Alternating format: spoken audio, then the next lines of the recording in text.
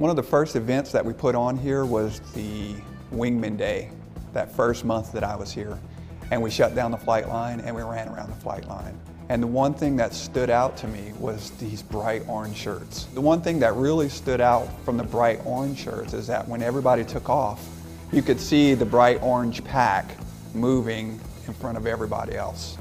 And then they turned around and went back and encouraged the rest of the team that didn't have the orange shirts to get back on and finish up strong. So it was pretty impressive.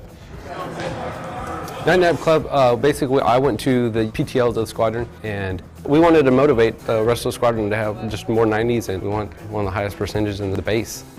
Someone along the line said, hey, let's do this t-shirts for people who have a 90 or above, kind of an elite club.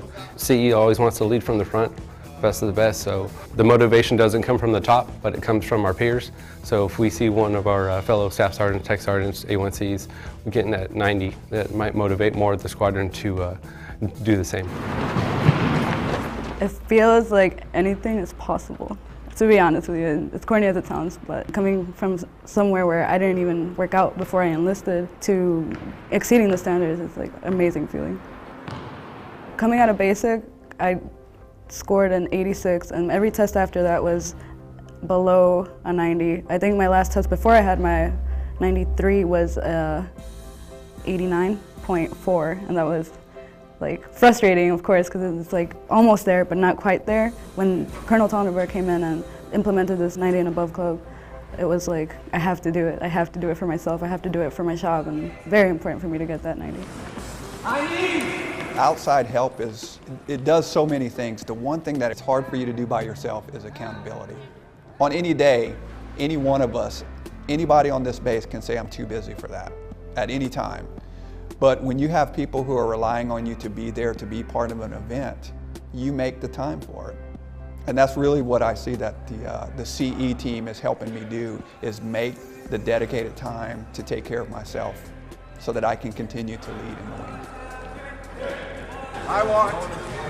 Come here, this, turn around, sir. I want one of these.